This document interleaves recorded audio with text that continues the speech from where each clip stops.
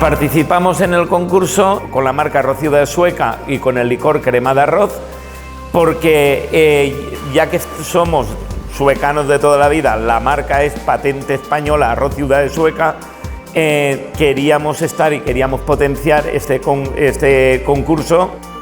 Producimos monovariedades, la mayoría producidas aquí en el IBIA, aquí en Sueca. Utilizamos unos métodos pues como es el escardado a mano, secado al sol.